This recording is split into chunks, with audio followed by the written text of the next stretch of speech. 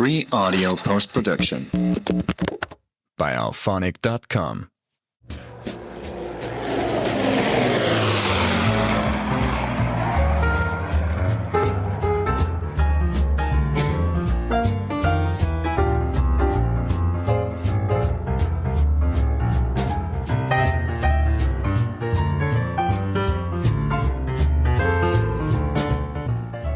Very warm welcome back to Never Mind the Dambusters, the podcast that explores the history, people and consequences behind the air war and the Second World War.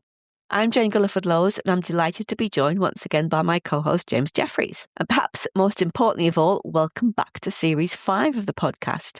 It's wonderful to be back behind the microphone and sharing another series of fascinating stories and discussions with all of you, especially as we only ever intended to do 5 or 6 episodes, didn't we, James? When we first started. Yeah, anyway. Before we get started, we'd like to say a special thanks to our paid subscribers who keep the show in the air and to all our listeners for your patience while we've been preparing the new series. We're both juggling podcasting along full-time jobs and other commitments. In my case, that's my very stressful day job. And James is continuing to make great progress with his PhD research. So, rather than delay the start of Series 5 any further, we've decided to move back to a fortnightly release schedule for the time being, just temporarily. This will allow us to continue to bring you the episodes and guests you've come to expect while making sure we can maintain the quality of the research and the production that goes into each show. Absolutely. It's lovely to be back. Hello, everybody. So, we've got some fantastic topics and guests lined up for the series. We're really looking forward to sharing them with you over the coming months. We're covering a very wide range of Bomber Command-related topics. We have guests alongside, including some old favourites as well. So coming up, we have episodes on Lancaster Easy Elsie and the efforts being made to raise her from a Scandinavian fjord. We have a couple of guests from New Zealand who will be doing an episode on Buchenwald and the Royal New Zealand Air Force. We've got the producer and director of the latest film on RAF Bomber Command, A Memory Ode, as well as episodes on anti-aircraft gunners, special duty squadrons, and hopefully a 2-part special on Bomber Command in 41 and early 42, including the Channel Dash, which I know will be very popular. And it is a period that's not really covered. I think 1941 is a bit of the forgotten year of Bomber Command, and so much happened. Anyway, we'll be talking to Philip Strachan about his new novel, Nightfire. I'm very excited about that. And Sean Feast will be talking about his new book about a 10 Squadron Airman. Sean's episode on Peenemünde was definitely one of the highlights of Series 4. Very much enjoyed that. And we had Eric Parker coming back to discuss what Bomber Command did next after the war. Another one I'm really excited to talk about. I've got a massive soft spot for the Vulcan, and I remember seeing it as a little boy and just being, oh my goodness, and there's going to be lots more on top of that as well. Yeah, I'm really looking forward to all of that, especially as you say, Eric's episode that ties in nicely with the episode that we did with Joe Wilding, last series about Cold War bombers too. So and I'm really looking forward to hearing about Easy Elsie in the fjord. I love a fjord, as you know. Yeah. Anyway. Right, so we've got some fantastic episodes coming up. And with that said, James, it's lovely to have you back alongside me as well. How have you been and what have you been up to since we wrapped up Series 4? Well, the PhD, and for those listening that have done it, the last year, I think I underestimated just how much it's going to be. It's basically a submission a month. And I had my penultimate board, 3-4 weeks back? All went well, big thumbs up. And I'm going to be submitting a full draft in November and a chapter each month leading up to that. And of course, I'm teaching in Cambridge for 5 weeks. So that's kind of like eating away at some of the time. So it's been mostly PhD stuff, lots of Bomber Command stuff included. Also, I've been working at Wolverhampton, teaching on the strategic bombing module with John Buckley, really enjoying that, and just done a big batch of marking, which is always lovely to, sort of get out of the way, but it is interesting. It's just a lot of work. And I need to finish the slides for Cambridge, actually, as well, now that I think about it, because I still haven't quite finished those. So it's been pretty full on. But how about you, Jane? How have you been? Yeah, I'm okay. What have I been up to since we last met? I've been to Norway twice since we last spoke, I think. So holidays in Easter and in May. Getting the house ship shape. It's pretty much more or less done now, I think. Got a washing machine, which is life-changing, which means I don't have to take any luggage. So that's good news. And I'm just planning my next trip. So I'm heading back there we're recording this on the 18th of June, so I'm heading back in a month's time for 3 whole weeks, which I can't wait. So that's good. And hopefully going to be doing a bit more research while I'm there as well, now that I'm sort of getting to know local people who've got some great stories about what their families got up to during the war with the resistance and all sorts of stuff. So, yeah, that's been really, really interesting. Fantastic.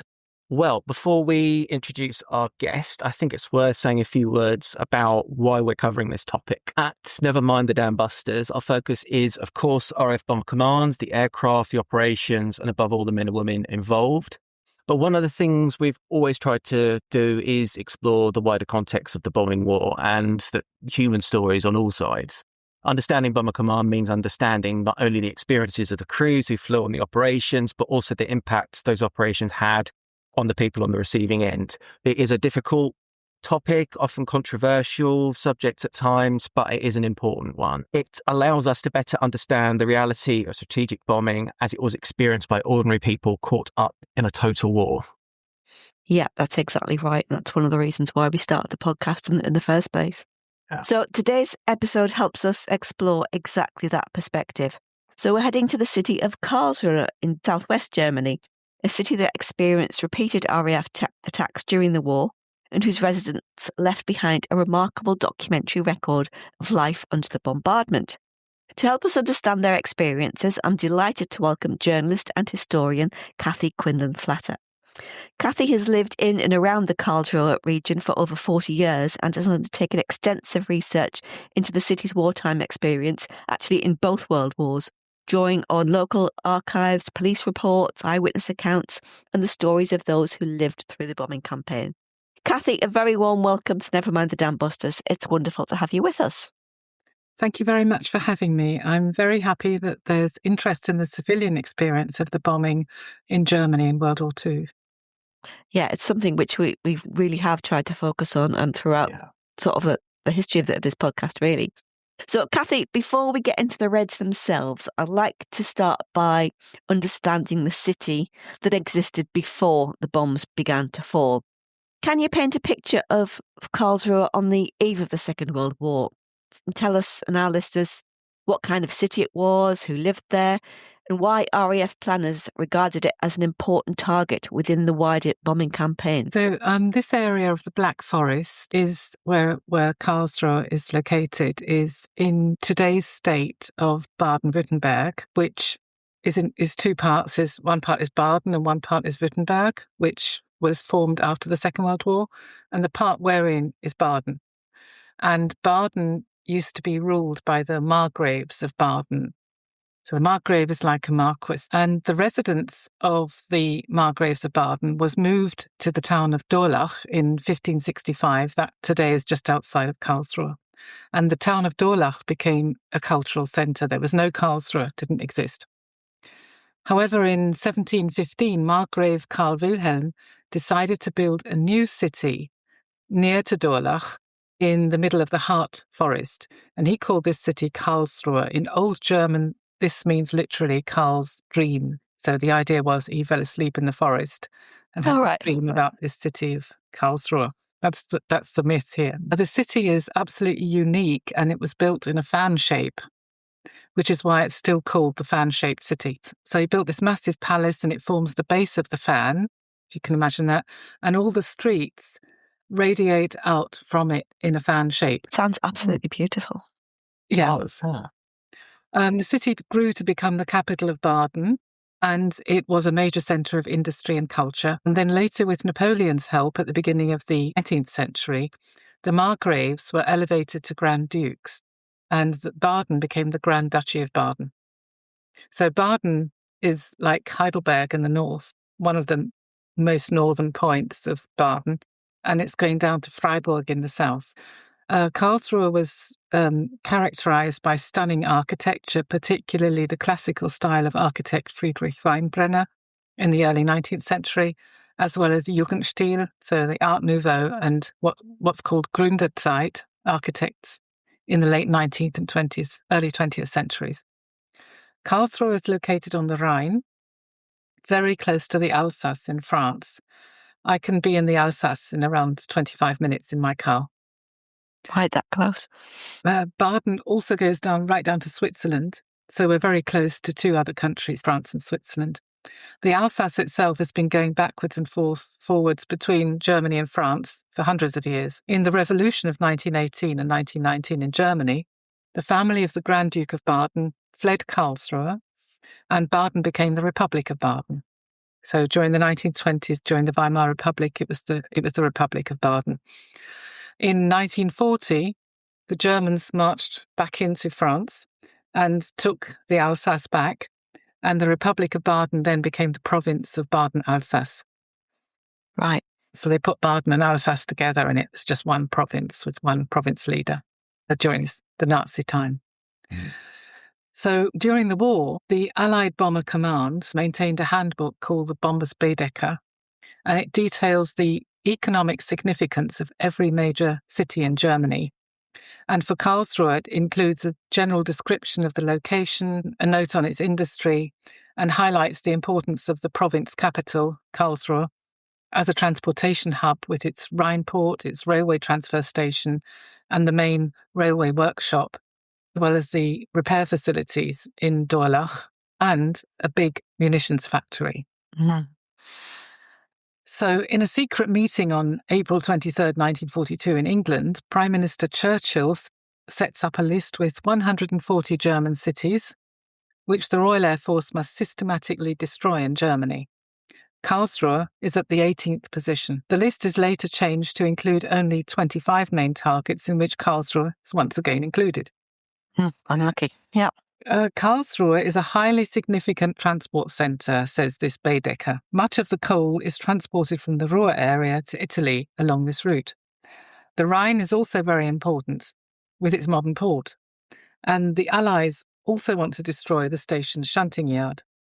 However, Bomber Command's directive of February 14th, 1942 is very clear.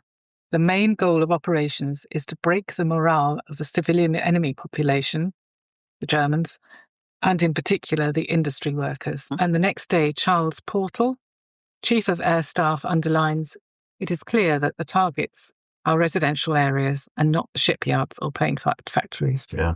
Gosh, yeah. There's no two ways about it, is there? You can see what's coming. Yeah. Mm-hmm. So Karlsruhe experienced some significant attacks through 1942. We built up to that, the reason why, it's being targeted. And this is a period where Bomber Command was expanding both in scale and ambition of its offensive, as well as new technology. I mean, probably the first one that comes to mind is the Avro Lancaster. And you spent a great deal of time studying contemporary police reports and official records.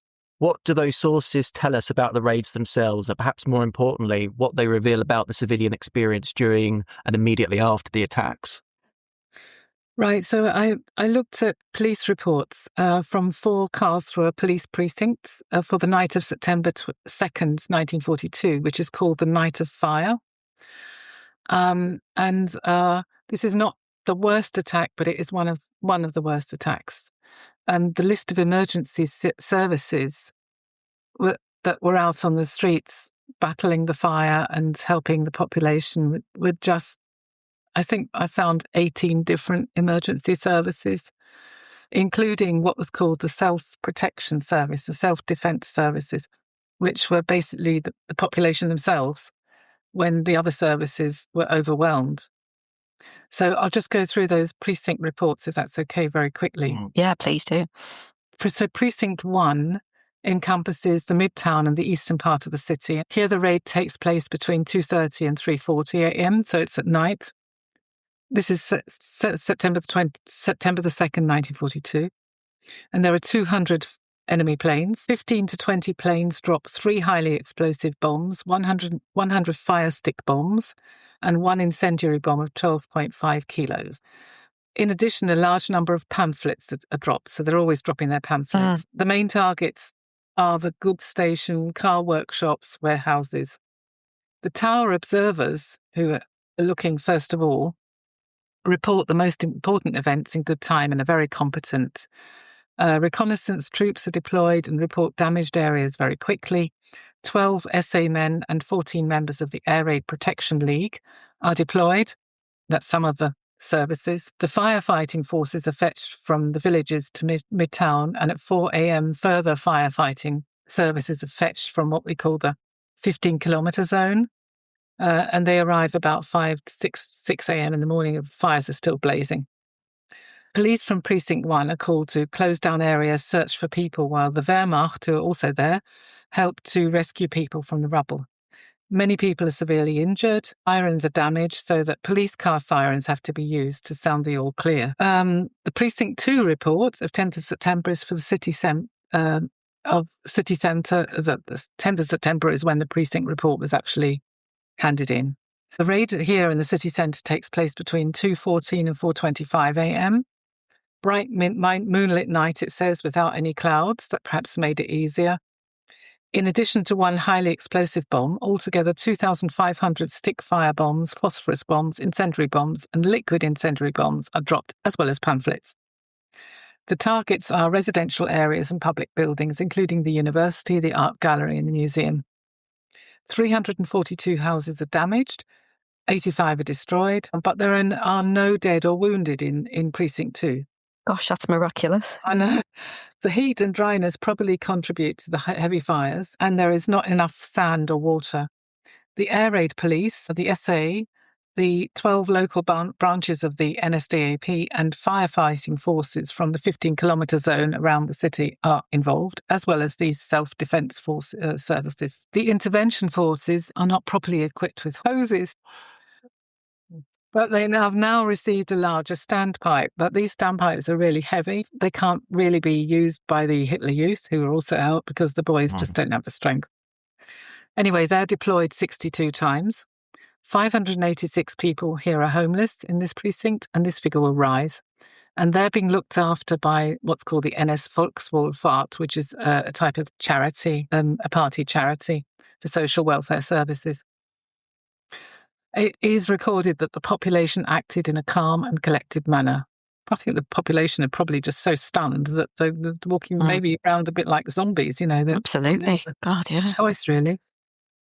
Precinct 4 in the suburbs of the southern part of the city, and they report the raid taking place between 2:28 and 3:35 with 3 highly explosive bombs, 1,000 to 1,200 stick-fire bombs, several canisters and 150 phosphorus bombs, 6 serial mines and flare bombs, as well as pamphlets. Several waves of planes come in at varying heights, finally dropping down to 500 metres to attack flak positions with onboard weapons. Good grief. Flak is very strong, and at the start of the raid the sky is clear, but later it's hard to see through all the smoke. Only residential areas, again, are targeted. The tower observers do a very competent job, although the communications equipment is old and causes some problems. Reconnaissance troops act quickly and efficiently, and they locate fires rapidly and save house contents. That's mostly done by the intervention forces, saving the house contents.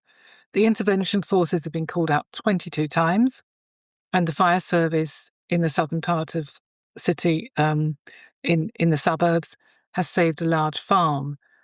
Then you've got the Hitler Youth, 21 boys over here in this precinct, have worked incessantly for 2 days and nights.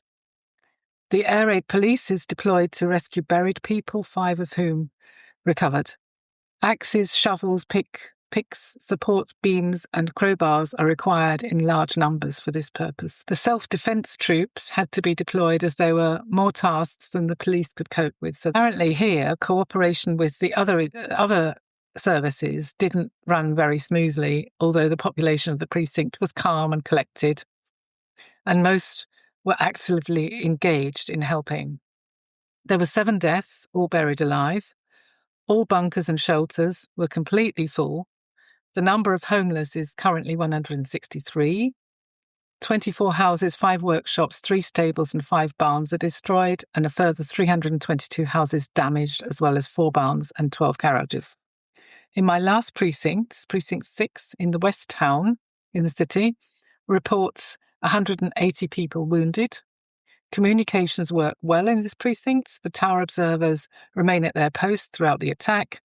The intervention services are not deployed during the attack as it was too dangerous, but they start work immediately afterwards. The raid takes place between 2:20 and 4:30 in Precinct 6, and 17 large fires are reported. First, flash bombs are dropped, followed by 27 highly explosive bombs, 280 stick-fire bombs, 200 phosphorus bombs, and 113 kilos of liquid incendiary bombs, with one set of pumpling. Altogether, 322 bombs do not explode. The targets are residential areas, public buildings, barracks, and industry. There are also really bad attacks on, for example, on the 27th, when the palace is destroyed. So you have to imagine how bad that is for Karlsruhe, because that is the centre of, Karlsruhe, the fan city. And the palace is just basically left as a sort of ruined. The worst explosive bomb attack occurs on December 4th, 1944. The alarm lasts from 7 p.m. to 7:45 p.m. and the attack from 7:26 to 7:47 p.m. So it's not even very long, but Karlsruhe is attacked by 513 planes, which in total drop 186 heavy aerial mines, 3,677 explosive bombs, and 134,114 incendiary bombs. The goal of the English bombers is the complete destruction of the fan city. The last alarm is on Easter Sunday, 1945, March the 31st, and it lasts from 6:30 a.m. to 7 o'clock p.m., so more than 12 hours.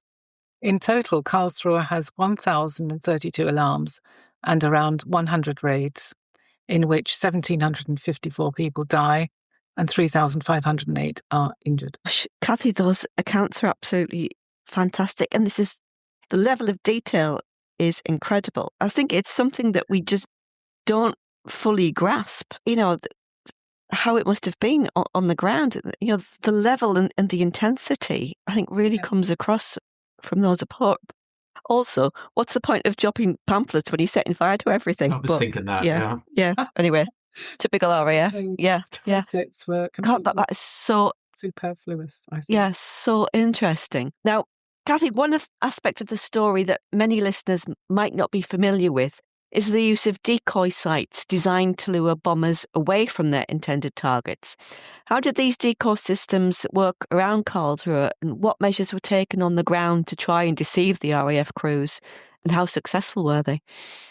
So this is really fascinating, this topic. This is not something that I found out initially. This was, my newspaper said, somebody in the newspaper found something about a decoy site and said, oh, that's great, let's give it to me because I write about the war. And she said, what do you think about this? And then I found 3 decoy sites, possibly 4, because actually people were coming to me when they read the articles and said, oh, I think I've got a full site sort of thing. Anyway, so 3, possibly 4 decoy sites were set up around Karlsruhe to keep the air raid bay from the fan-shaped city. And the aim was to make the bombers think that the city and the port, for example, were located in the forests and the lakes surrounding Karlsruhe. So we got lots of lakes around Karlsruhe. And this was in part successful before the radar got better, right? So we're talking 1942, up to 1942 until the radar showed them that this was not the real city. They were erected by the Luftwaffe in 1940 in the forests around Karlsruhe until September 1942, as I said, when the radar greatly improves. The plan actually works quite well. In World War II, the Luftwaffe divides the German Reich into what's called air zones, and Karlsruhe is in Air Zone 7, whose command constructs the sites as a top-secret operation in 1940. The sites all have South American code names.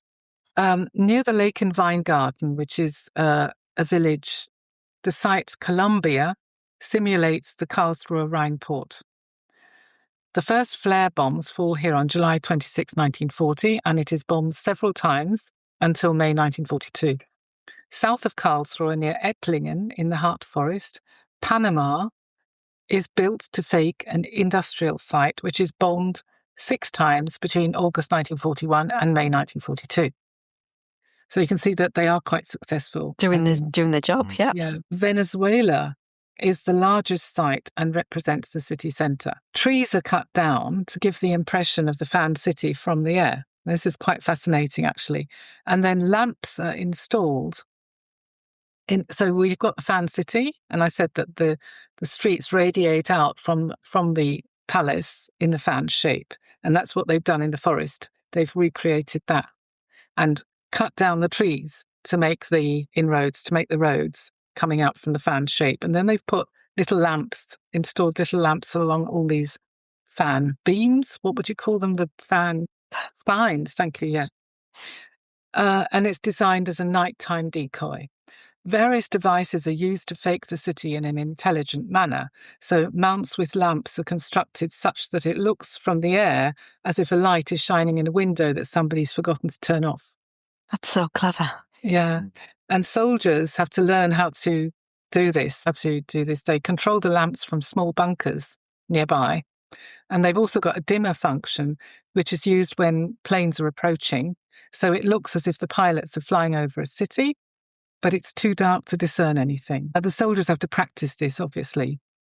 They also use fog machines to confuse the pilots, and simultaneously the Germans shoot with flak guns so that the pilots have to decide really quickly in a stressed situation whether to drop the bombs or not. Mm. Venezuela works in around 10 raids, and until the Allies realise it's a decoy site. And it's not really clear precisely where any of these sites were actually located, as they've never been discovered.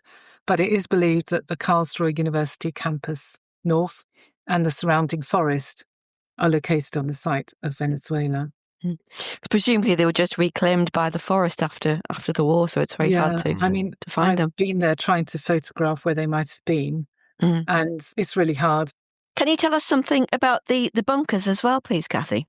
Yeah. So after August 25th, 1940, when the British Royal Air Force drops the first bombs on Berlin, there's a program that's implemented, and it's called the Immediate Air Raid Protection Program. And in the first wave of construction, the program states that all German cities with more than 100,000 inhabitants and sites of strategic importance should be equipped with sufficient air raid bunkers for the population. Now, Karlsruhe doesn't meet this criteria at all. However, it is particularly endangered as it suffered several air raids during World War I. Right, that's interesting. Thus, 11 air raid bunkers are constructed in the city from 1941, 7 of which we can still see today. There are also hundreds of air raid shelters within the city.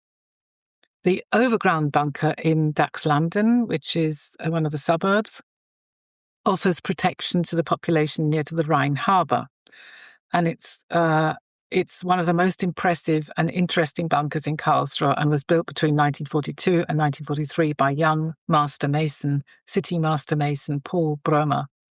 The bunker resembles a castle with 2 rows of false windows facing the street, as if shooters are able to poke their guns through there, and a disguising roof with tiles, which is unusual for an overground bunker, but the idea is to make the building look like the surrounding houses from the air.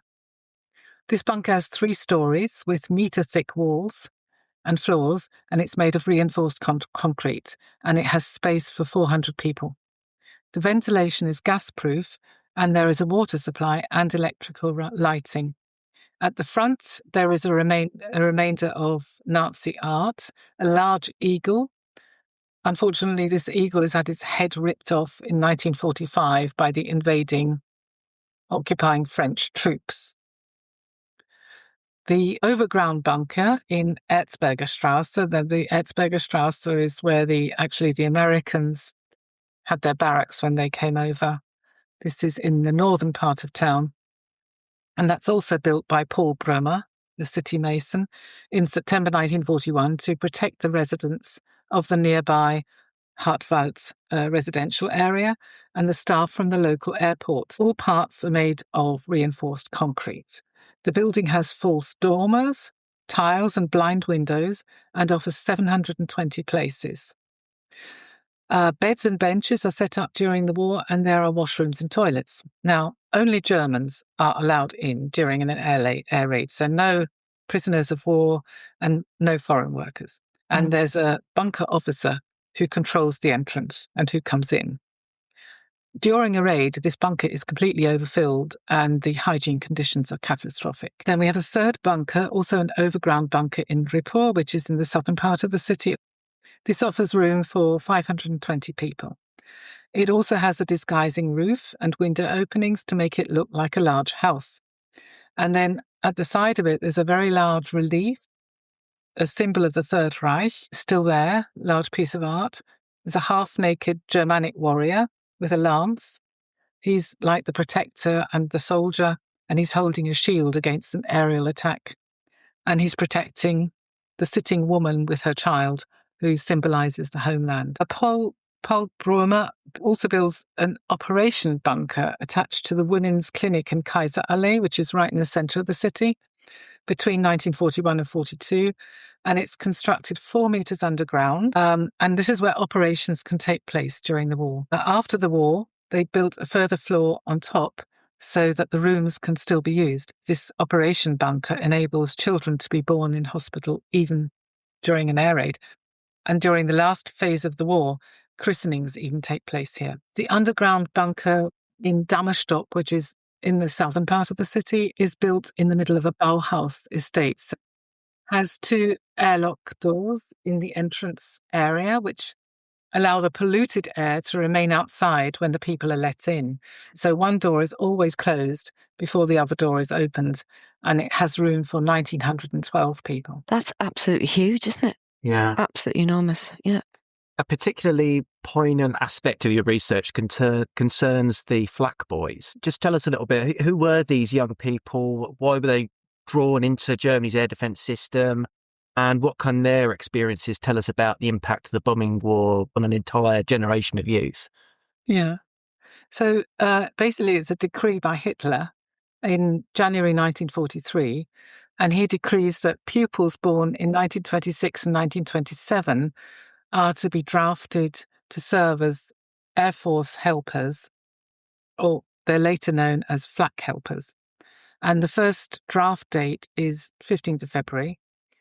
From January 1944, pupils born in 1928 are called up. So they're going to be like 17. The boys are trained by active soldiers on weapons and equipment, including anti-aircraft guns, radio and telephone, and they live in accommodation near the flak batteries.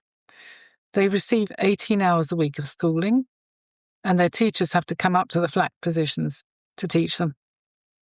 And as soon as the air raid sirens sound, the teachers get under the beds and the boys man the guns. So before they're called up, the boys are examined and almost all of them are found to be suitable.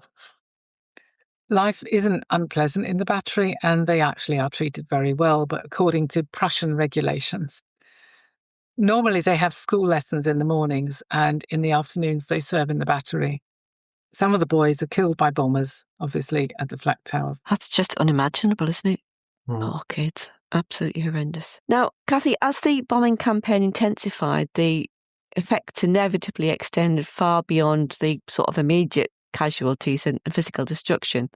So what impact did the raids have, if any, on Karlsruhe's infrastructure, industry, public services and civilian morale?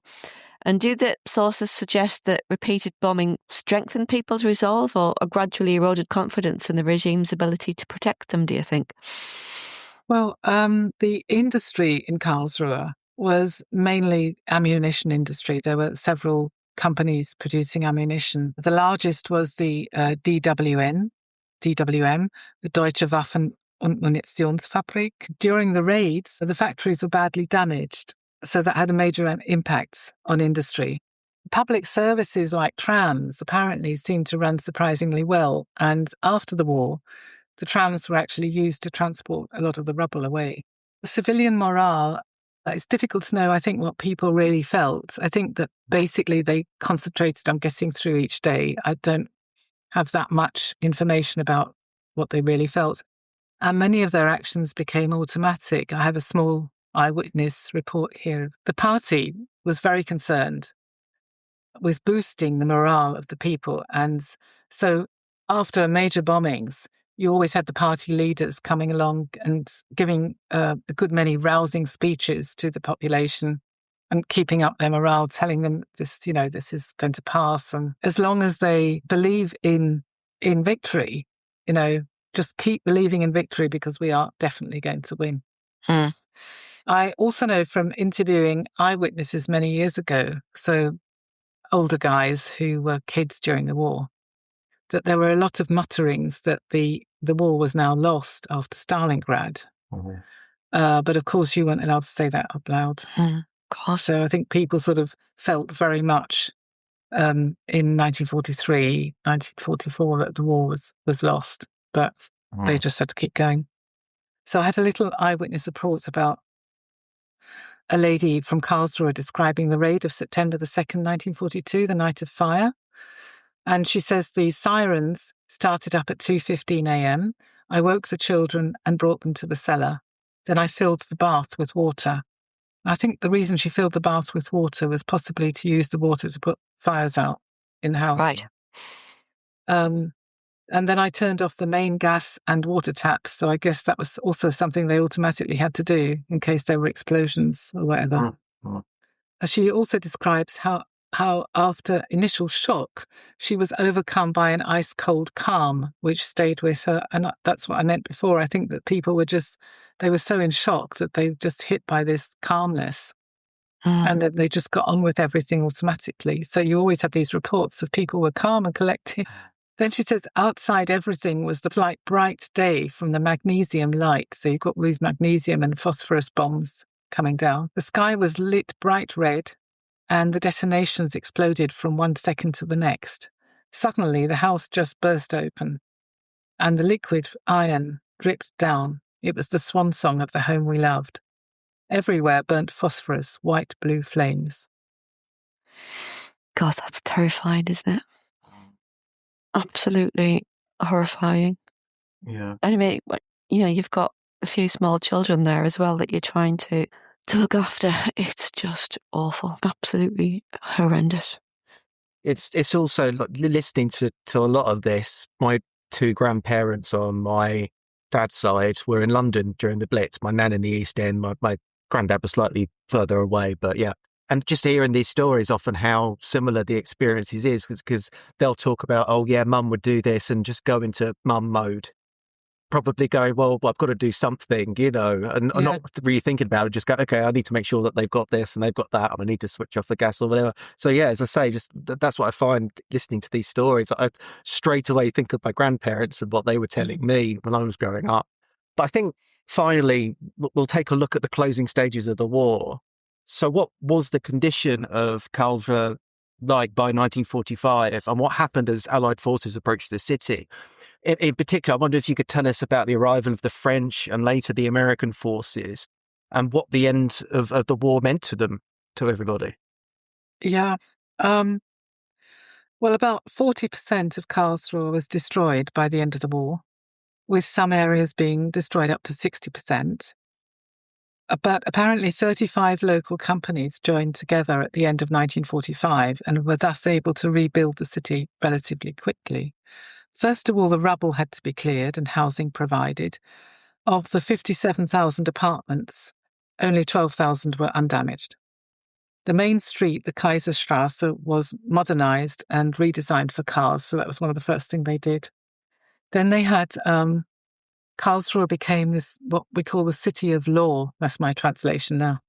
In order to redesign the city at a functional level and to compensate for all the lost industry, the Supreme High Court was established in Karlsruhe in 1950, and this was followed by the Federal Constitutional Court, which helped Karlsruhe to achieve a new democratic profile. So these are the two highest courts of Germany. Right, I see. The High Court and the Federal Constitutional Court, and they're both here in the city. Mm. So presumably lots of sort of support jobs in admin, etc., would have accompanied that and created employment. I mean, when I first came here, they used to say that Karlsruhe was a city of civil servants. Yeah, that's full of them. The reconstruction also focused on aligning the historic Baroque city with modern architecture, with clear lines and functional designs. The city was also extended to provide enough housing. But right directly at the end of the war, it was the French who came in on the 4th of April, the dreaded French. They left at the beginning of July, and the Americans came in on the 7th of July. And the Americans were, everybody wanted the Americans to come in because they were much more lenient, and you could, really negotiate with them. It was, in fact, the Americans who shaped post-war Karlsruhe. They occupied the official buildings, and they issued their own military newspapers before the first licenses were issued to the new newspapers. So, first of all, in Germany, you had what we call 0 hour of the German press. So everything was closed down. Anybody who'd worked under National Socialists were not allowed to work again as a journalist, although some of them did later. And all you had, like in the American, the British, all the zones really, speaking for Karlsruhe, you had the American Military Gazette. And these basically just told you important information about which National Socialists were being executed and things like this, and what the Americans were decreeing, commands like that, but not really news about the city or people or anything like that. And so each zone in Germany had its policies of how they were reissuing licenses for newspapers, for journalists. And in Karlsruhe, it worked relatively quickly, so they could then take over and issue their own newspapers. I mean, there was a massive shortage of paper after the war. Often you just had like one newspaper for 5 different people. I had to share a newspaper. That was quite difficult because they didn't have any other media. This was their only way of finding out what was going on. So the newspapers were terribly, terribly important. Anyway, the Americans were also largely responsible for Karlsruhe gaining the Supreme High Court and the Federal Constitutional Court as compensation for losing its capital city status to Stuttgart, because the state of Baden was now the state of Baden-Württemberg. So Württemberg is further over to the east, basically, and they put Baden together with Württemberg, and Stuttgart is in Württemberg, and they made that the state capital. So I'm looking at a map of Germany as you say that, and yes, I can see. See where Stuttgart and Karlsruhe is. Yes. So what you've got above your desk? Yeah, I feel embarrassed to say this in this context, but it's a map which shows all of my great uncle's raids in 43 and 44. It's my great uncle Kathy was a wireless operator on Halifax bombers with 10 Squadron, which is how I got interested in this whole subject. And I keep it up there because it just up as handy when we're doing the podcast, and it's just something that I have cause to refer to quite often. I actually did it when I was researching Above Us the Stars, my book about his crew, back in, must have been 2017, 2018. It's been up there ever since. And I do look at it a lot, and it's just something which really gives me pause for thought from time to time, both about Jack and his crew, but also about the people on the receiving end as well. Yeah. Gosh, that's absolutely fascinating, Kathy. I've really enjoyed that conversation. I think that's a really thought-provoking way to begin this new series as well. Okay. Absolutely, yeah, it really does give you pause for thought, doesn't it? But again, as I said at the beginning, that's why we decided to do this podcast in the first place, to bring all of these stories to light.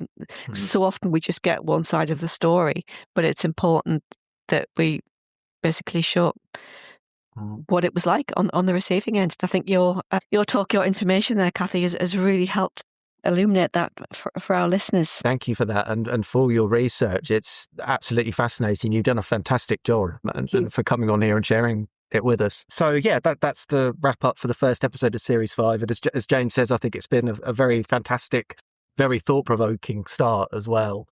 Great. Our next... I'm really glad you like it. No, it was brilliant. Thank you so much. I believe our next episode is going to be about A Memory Ode, the recent Bomber Command film, which I'm so excited about because film is kind of my thing when it comes to this, because I find it so fascinating what stories get told and how they get told. And with this film, I think it's showing the thoughts of a further generation and how do you tell this story, because there's been so much time looking at it and thinking about it and such like. Anyway, I don't want to say too much. But yes, thank you everybody for listening.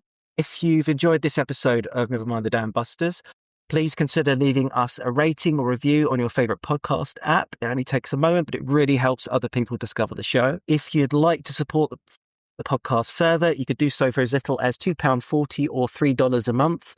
Your support helps us cover hosting and production costs and keeps the podcast going. You'll find details in the show notes. We'd also love to hear your thoughts on today's discussion. Join the conversation in our Facebook group or connect with us through social media. We'll be back soon with more stories, fresh perspectives and fascinating conversations about the history of RAF Bomber Command as well as the wider air war. Until then, thank you so much for listening. Take care and goodbye. Thanks, everyone. See you all again soon. Bye.